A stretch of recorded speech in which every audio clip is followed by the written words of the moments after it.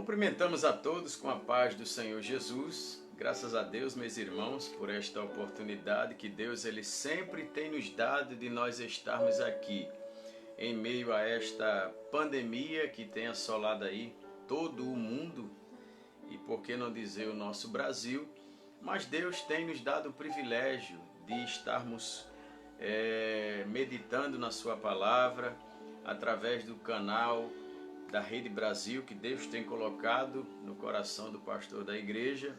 Nós temos visto aí as bênçãos de Deus na vida da família e de muitos que estão aí sintonizados no canal da Rede Brasil. Você que está aí todos os dias, não pode esquecer, é um culto no nosso lar. E queremos agradecer ao Senhor Jesus por estarmos mais uma vez aqui com esta oportunidade de estarmos aqui meditando, em mais uma lição da palavra do Senhor Jesus. Estamos aí na lição de número 8, que nós tivemos o privilégio de estudá-la hoje, que tem por título Edificado sobre o fundamento dos apóstolos e dos profetas. Uma lição de grande relevância para o nosso deleite espiritual. O texto áureo da lição nos diz: e edificados sobre o fundamento dos apóstolos e dos profetas, e de que Jesus Cristo é a principal pedra de esquina. Efésios capítulo de número 2, versículo de número 20. O texto áureo, a verdade prática da nossa lição diz: Jesus Cristo é a pedra basilar da igreja, que está edificada por meio dos ensinamentos dos apóstolos e do testemunho dos profetas. A nossa lição tem um objetivo geral, e o objetivo geral desta lição é ensinar que Cristo é a base da igreja, que nós estamos alicerçados na doutrina dos apóstolos e no testemunho dos profetas. Os 3 pontos específicos nos diz o seguinte: o primeiro é explicitar que no Antigo Testamento Deus habitou no tabernáculo e no templo, mas que no Novo ele habita em nós por meio do seu Espírito Santo. O segundo ponto específico, propósito específico da lição, que é um dos objetivos, é apresentar o fundamento da igreja como doutrina dos apóstolos e o testemunho dos profetas. O terceiro objetivo específico é refletir que somos templo do Espírito Santo e devemos viver em santidade. A introdução da nossa lição, ela diz que por meio da reconciliação efetivada na cruz, Cristo formou a igreja. E o apóstolo Paulo a compara como um edifício em construção. E Paulo diz que a igreja fundada por Cristo, ele é a pedra angular que está fundamentada na doutrina dos apóstolos e no testemunho dos profetas. Assim, nós percebemos que existe um propósito divino para a sua igreja e que a igreja ela não está com qualquer alicerce e fundamentada em qualquer coisa, mas ela está bem fundamentada, bem ornamentada através de Cristo Jesus. Então nós entramos aí no primeiro ponto da lição, que fala sobre um edifício espiritual. E ela começa com o primeiro subponto, falando sobre o santuário judeu, onde fala sobre o templo em Jerusalém, que ele servia de exclusivismo para os judeus, exclusivismo religioso, onde os forasteiros, onde os gentios não podiam entrar, eram impedidos de entrar, então havia esse exclusivismo religioso naquele templo, e isso causou grandes divergências, bastantes problemas, mas o apóstolo Paulo escrevendo nos mostra que no momento em que Cristo Jesus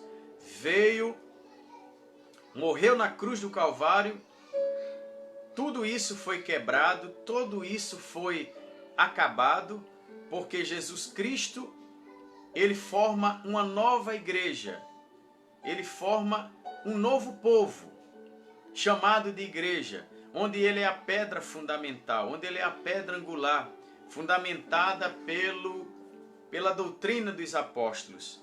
E nós vemos que isto foi um plano divino perfeito.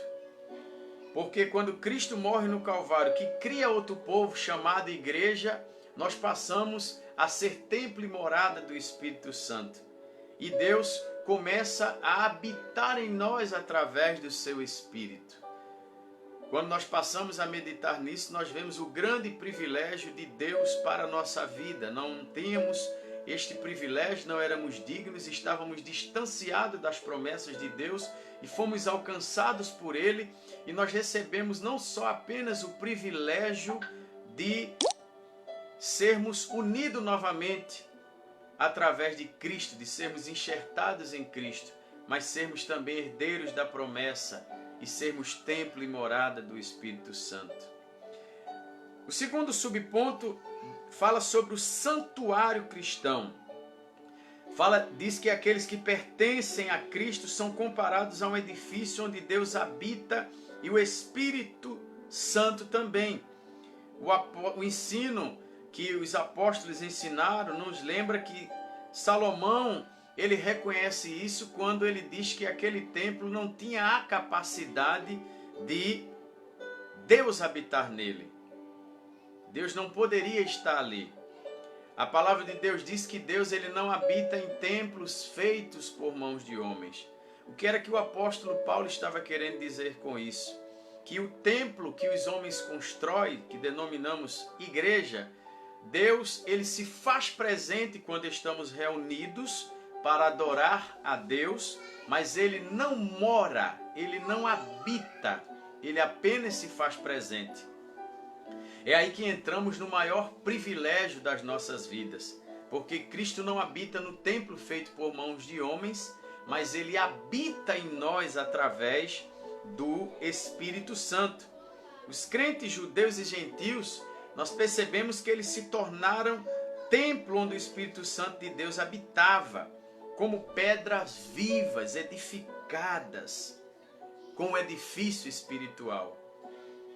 Isso é algo muito sério, porque quando nós começamos a dizer que somos templo e morada do Espírito Santo, está querendo dizer que nós devemos ter muito cuidado, porque Deus não habita em qualquer lugar, nem de toda maneira. É preciso que nós estejamos com o nosso templo edificado, bem ornamentado, limpo, para que o Espírito Santo possa fazer morada em nosso coração. Aí nós entramos no terceiro ponto, subponto do segundo ponto, do primeiro ponto, que fala sobre a pedra angular. A pedra angular. E isso é algo assim extraordinário, é algo que é singular, algo singular. Porque aqui diz que na arquitetura antiga, a construção de um edifício requeria uma pedra angular. Ela é traduzida como a pedra mais importante ou pedra principal. Ela era posta no canto do prédio para sustentar o alicerce e firmar as paredes em linha certa. Nós queremos dizer com isso, e o próprio apóstolo Paulo escrevendo, que nós somos representados espiritualmente como um edifício bem ornamentado. A igreja de Cristo, ela é um edifício. E a pedra principal, a pedra angular que sustenta a igreja, que dá sustentabilidade a esta construção, é o próprio Cristo Jesus. Não podemos afirmar que existe outro fundamento que pode nos sustentar, a não ser Cristo. Nós estamos sustentados por Ele, firmados nele. Ele é a nossa pedra angular, Ele é a nossa pedra de esquina, que está nas nossas vidas para nos alicerçar, para que as nossas paredes espirituais estejam bem alicerçadas e estejam bem seguras, num alicerce firmado em linha certa, para manter nós unidos através de Cristo Jesus, que é a nossa pedra angular. Quarto ponto, subponto, fala sobre Cristo, a pedra principal.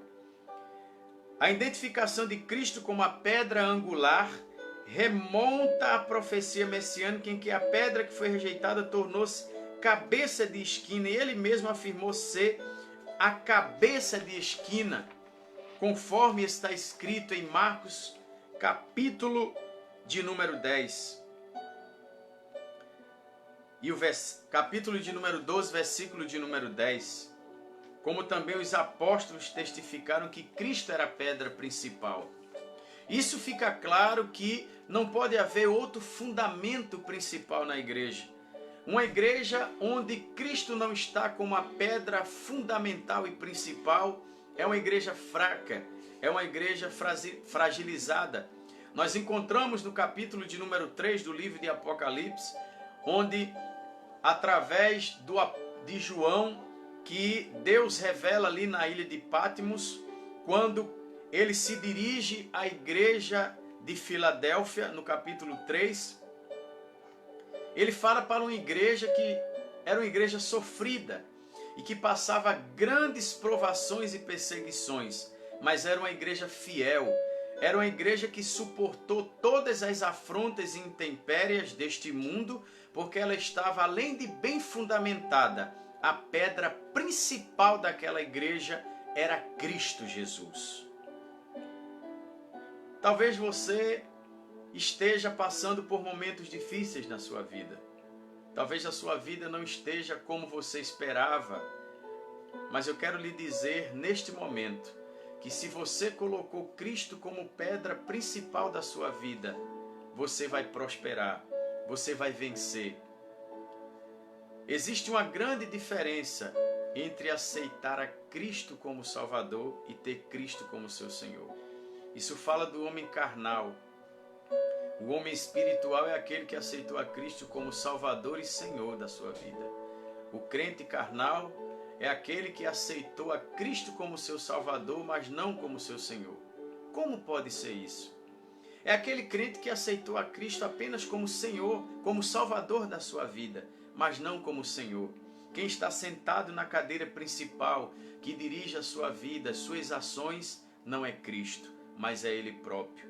Mas o apóstolo Paulo entrega esta cadeira a Cristo quando ele faz uma das maiores pronúncias da palavra de Deus, quando ele diz: não vivo mais eu, mas Cristo vive em mim. Paulo estava dizendo: Ele é a minha pedra principal e fundamental. Eu sou dirigido por Ele. Ele domina todas as coisas na minha vida.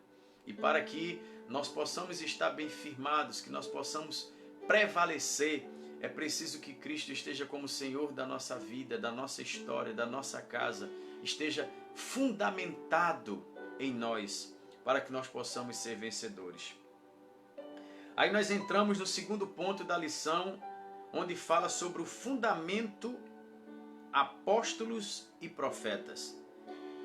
Já inicia o primeiro subponto, onde fala sobre o conceito de apóstolo, que é um termo grego apóstolos, que é usado para alguém que foi enviado com uma missão.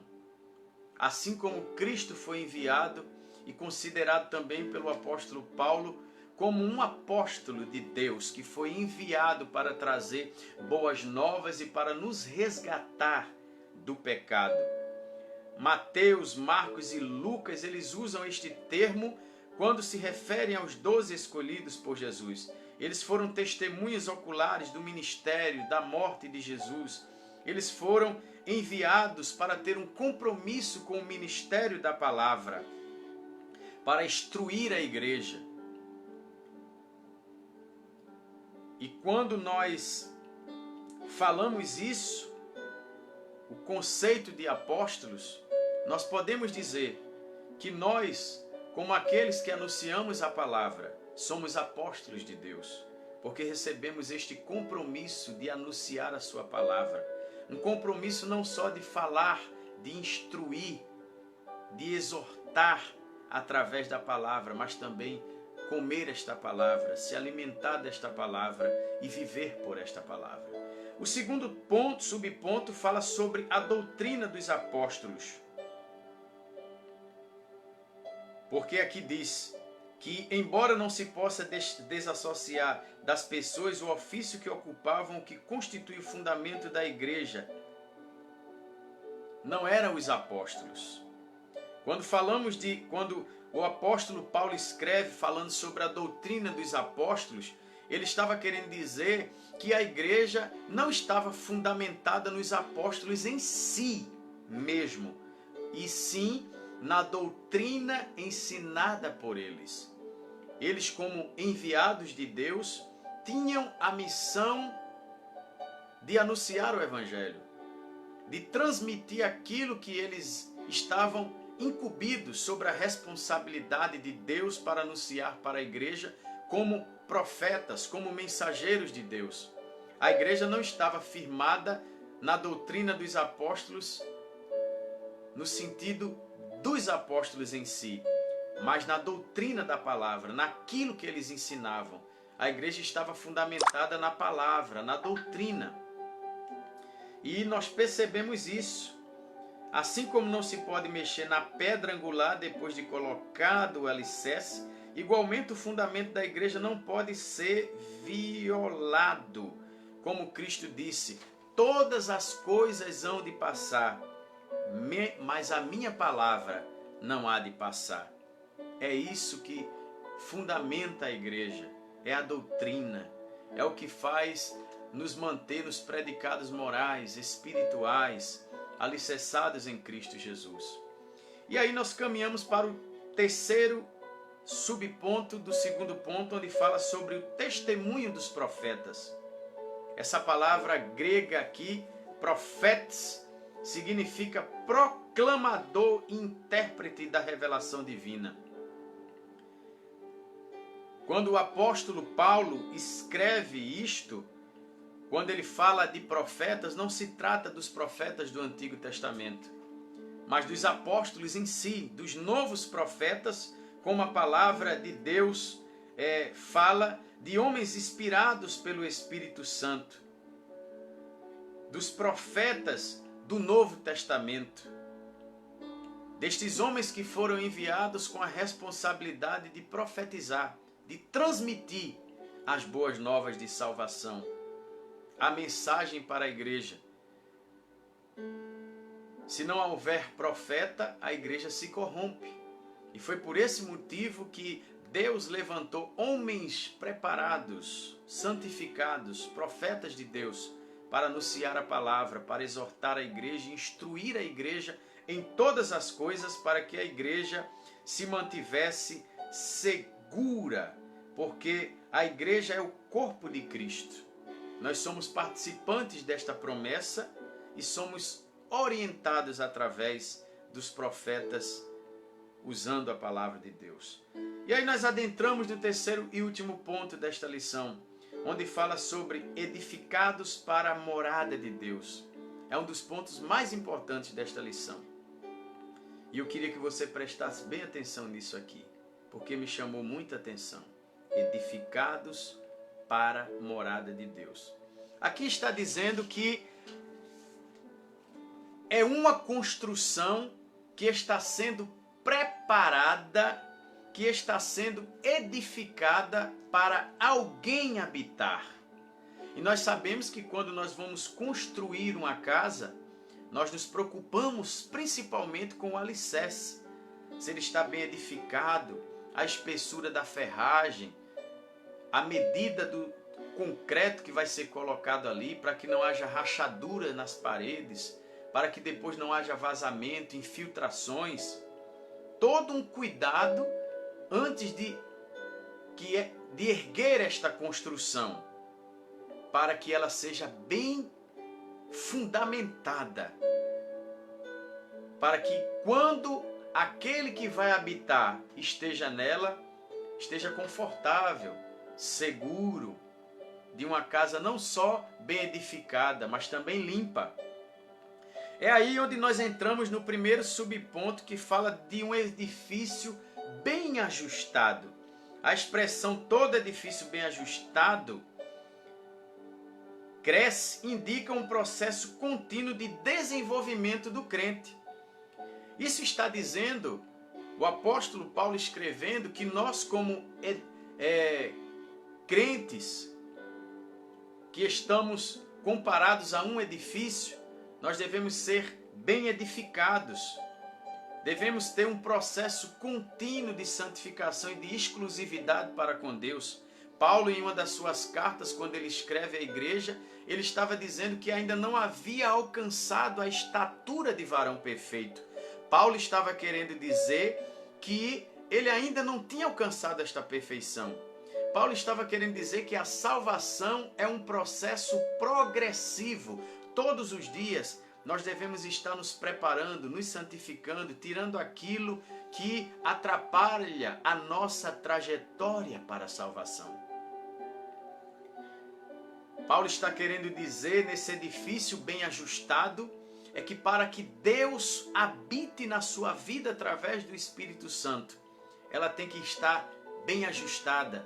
Isso fala de equilíbrio, isto fala de santificação, isto fala de sobriedade, isto fala de firmeza de caráter, de exclusividade para com Deus. Isto fala de não nos misturarmos com as coisas que existem aí fora, mas sermos um em Cristo Jesus. Nesta caminhada, nós devemos passar por muitas dificuldades, mas aquele que está bem edificado em Cristo, ele passa todas essas coisas como um cristão obediente a Deus e a sua palavra. Entramos aí no segundo subponto, onde fala sobre o templo santo do Senhor. Falamos do edifício bem ajustado, base preparada, alicerce preparado, templo construído, agora templo santo no Senhor. Essa palavra aqui usada para o templo é o vocábulo naon, que designa o recinto, o interior, o lugar santíssimo. Nós percebemos aí na época do tabernáculo, quando os sacerdotes entravam para oferecer sacrifício no Santo dos Santos, que era o encontro do sumo sacerdote com Deus, que essa analogia paulina ela se refere a uma estrutura, refere-se a não a estrutura material. Quando Paulo fala aqui, ele fala na estrutura espiritual. Quando o sacerdote entrava no tabernáculo, era preciso que ele estivesse santificado, era preciso que o sacrifício estivesse em condições de serem recebidas por Deus. E quando nós, queridos irmãos, falamos neste ponto, nesse subponto importantíssimo, em templo santo do Senhor, está falando da nossa vida particular. O seu templo deve estar em condições de se encontrar com Deus, de estar em condições de ser recebido por Deus. Isso fala da nossa estrutura espiritual, isso fala de demonstrar de uma comunhão divina. Quando o sacerdote entrava, ele tinha que estar santificado. Então, para que Deus habite na nossa vida através do Espírito Santo, é preciso que nós nos santifiquemos, para que nós possamos desfrutar de uma comunhão e de um livre acesso ao Deus Todo-Poderoso. Essa afirmação ratifica o ensino apostólico de que Deus não habita em templos feitos por mãos de homens. Ele reside individualmente na vida de cada cristão. Existe um capítulo em Mateus, agora me foge a memória, que diz que muitos me adoram de lábios, mas o seu coração está longe de mim. Em vão me adoram, falando doutrinas que são preceitos de homens. Então muitas pessoas confessam ser de Cristo, pregam a palavra de Cristo, mas não estão em Cristo. Estar em Cristo é estar em comunhão com Ele, andando com Ele, servindo a Ele, em santidade e em exclusividade. Isso é desfrutar de uma vida de santidade, para que Cristo habite na sua vida, para que Cristo esteja dentro da sua casa. E aí, nós começamos aí no último ponto, subponto deste terceiro ponto, onde fala em morada do Altíssimo. No Antigo Testamento, essa expressão morada de Deus fazia alusão ao tabernáculo e depois ao templo israelita, que indicava lugar de habitação permanente e de comunhão íntima.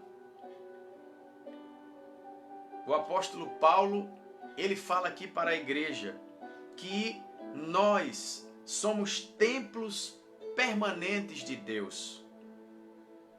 Nós somos a morada do Altíssimo que habita em nós através do Espírito Santo. Perceba aí o grande compromisso que nós temos de ter uma vida ilibada, santificada na presença de Deus. Porque não é apenas uma visita, não é qualquer coisa nem qualquer pessoa. É o Deus Todo-Poderoso que nos condicionou pela sua infinita graça e obra da salvação de habitar em nós através do Espírito Santo. Talvez você esteja passando por momentos tão difíceis na sua vida que você queira até parar. Mas eu quero dizer para você, não pare, prossiga. Você é privilegiado, você é templo de Deus. Você é morada permanente de Deus. Nós concluímos esta lição onde nós comparamos a igreja com uma construção bem ornamentada, bem firmada, aperfeiçoada, onde nessa construção Jesus Cristo é a pedra fundamental, é a pedra angular e que está fundamentada no ensino dos apóstolos, na doutrina dos apóstolos, no que os apóstolos ensinavam.